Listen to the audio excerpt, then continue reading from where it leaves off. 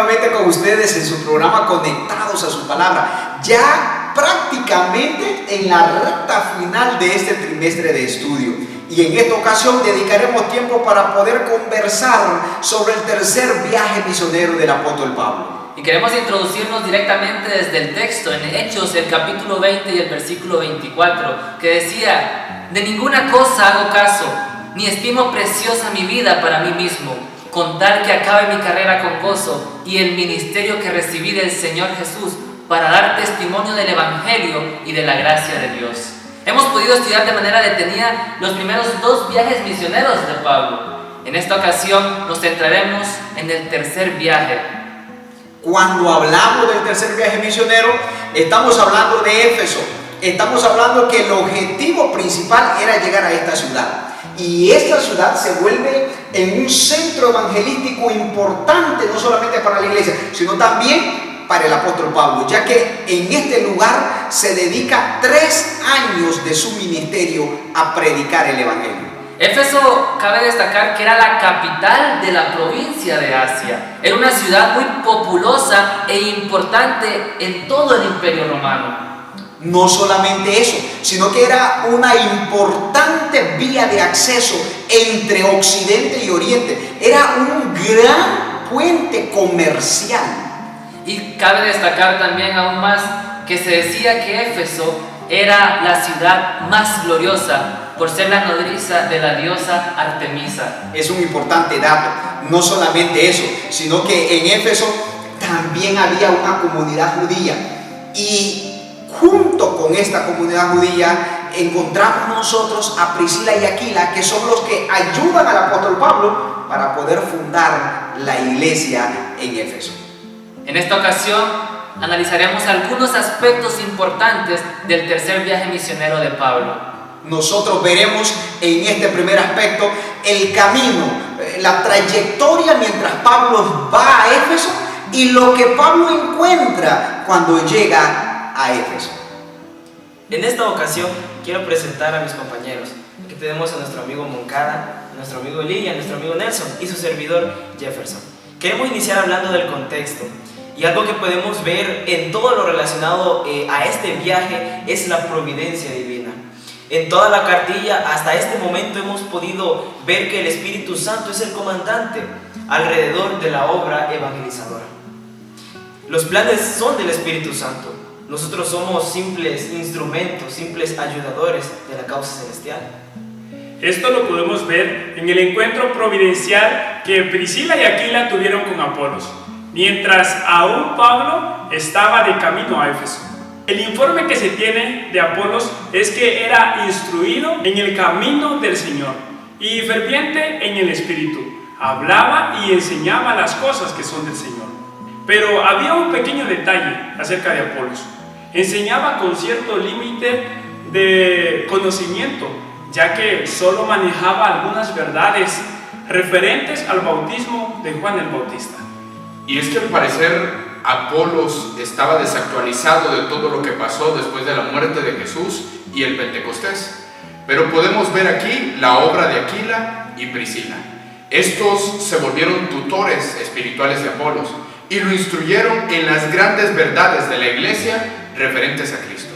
En el libro Hechos de los Apóstoles, el capítulo 27, la hermana White dice: por su enseñanza, la de Priscila y Aquila, Apolos adquirió una comprensión más clara de las Escrituras y llegó a ser uno de los abogados más capaces de la fe cristiana. De lo sucedido con Apolos, podemos aprender que efectivamente hay necesidad de predicar el Evangelio, pero que también hay necesidad de aprender todo lo relacionado a nuestra fe. Jamás podremos alcanzar con éxito las almas si no hay una debida preparación e instrucción en las verdades doctrinales. Necesitamos predicar, pero necesitamos saber qué es lo que estamos enseñando. Por otro lado, es digno de imitar la actitud de Priscila y Aquila, quienes instruyeron y prepararon de la mejor forma al joven Apolos. Otro aspecto interesante es la llegada de Pablo a Éfeso. Cuando Pablo llega a Éfeso se encuentra en una situación igual a la de Apolos. Hechos 19 del 1 al 7 nos menciona que Pablo se encuentra con un cierto grupo de discípulos de Juan. Estos habían creído y habían sido bautizados en el bautismo de Juan, pero había un enorme problema. Estos hermanos no sabían nada de la misión del Espíritu Santo. Pablo toma tiempo para exponer las grandes verdades de la iglesia, esas verdades que constituyen el fundamento de la esperanza del cristiano. Después de haber escuchado la disertación de Pablo, estos fueron bautizados. Todos aquellos que con corazón sincero abrazan la verdad y hacen pacto con Dios en las aguas del bautismo, pueden tener la certeza que recibirán el don del Espíritu Santo. La diosa Diana era adorada en Éfeso, y esta era la gran capital de su culto. Diana proviene del latín y significa mujer de aspecto celestial o divina. Era considerada la diosa de la fertilidad, tanto de la naturaleza como también del hombre. Supersticiosamente, los paganos consideraban la imagen caída del cielo. Su imagen era guardada en el templo, mismo que fue considerado una de las 7 maravillas del mundo antiguo. Fue precisamente el culto a la diosa Diana lo que causó la oposición en Éfeso. Lucas registra que se armó un disturbio grande. Ya que el Evangelio había ganado muchos adeptos y además de eso Dios había respaldado a Pablo con muchos milagros portentosos. Esto hizo que los artesanos de ídolos sintieron que sus negocios peligraban y armaron un alboroto. Entre estos alborotadores se encontraba Demetrio. La obra poderosa del Evangelio atemorizará al enemigo, hará que Satanás tiemble y se sienta amenazado, y aunque intente detener el avance, es un enemigo ya vencido.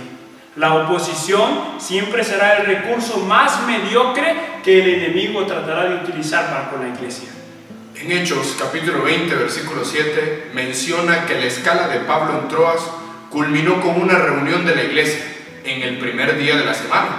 Se reunieron para partir el pan, lo que probablemente se refiere a la Santa Cena, pero esta cita es utilizada por muchas personas para poder afirmar que para este tiempo el sábado ya había sido cambiado por el domingo. Cabe mencionar que Lucas no presenta evidencia para otorgar veracidad en la modificación a un nuevo día de culto y adoración. Lo que sí es evidente es que la mención de esta reunión es un marco, un escenario. Tiene como propósito relatar el formidable milagro de la resurrección de Eutico. Este milagro fue otra de las formas en que Dios respaldaba el ministerio del apóstol Pablo. De camino a Jerusalén, Pablo hizo otra parada, pero esta vez de camino a Mileto, donde tuvo la oportunidad de transmitir su discurso de despedida a los líderes de la iglesia en Éfeso. Como ya había hecho planes para un nuevo viaje que incluía Roma y España, según Romanos 15, del 22 al 29, Pablo creía que nunca más volvería a Asia.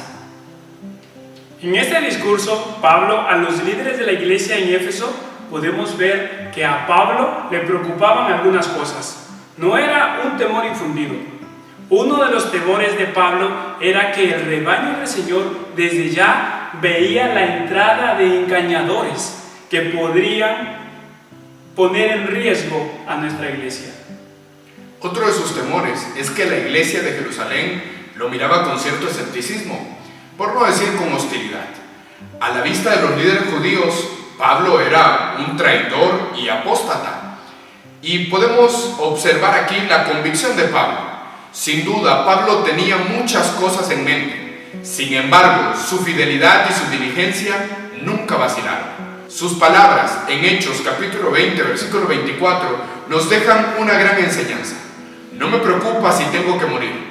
Lo que sí quiero tener es la satisfacción de haber anunciado la buena noticia del amor de Dios, como me lo ordenó el Señor Jesús. Miramos también la advertencia en Tiro.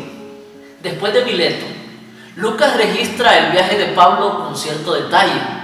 Aún en camino a Jerusalén, el apóstol pasó una semana en Tiro, en la costa fenicia, donde debían descargar el barco.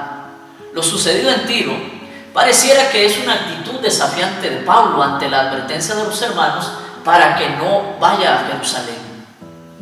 Es interesante también acercarnos al idioma en el que fue escrito el Nuevo Testamento, y es que en el griego eteto onto neumati de Hechos 19:21 debiera traducirse como que Pablo resolvió o se propuso en el Espíritu, en lugar de dar a entender que Pablo tomó esta decisión por su cuenta. Pablo resolvió en el Espíritu en seguir la voluntad de Dios. La pregunta para nosotros es: ¿estamos nosotros siguiendo su voluntad? ¿Estamos dejando que Dios tome las decisiones en nuestras vidas? ¿Estamos aceptando la decisión de Dios? Lo que a Él le parece. En la obra del Evangelio siempre habrá desafíos, pero lo cierto es que a pesar de todo, esta obra es dirigida por Dios, y aún los sucesos malos serán de bendición.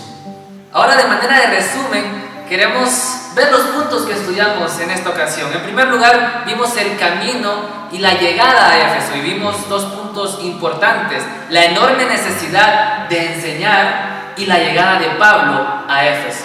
En segundo lugar, vimos la oposición en Éfeso y la reunión que se dio allá en Troas. Y como despedida casi del apóstol Pablo, vemos lo sucedido en Mileto, lo sucedido en Tiro y lo sucedido en Cesarea.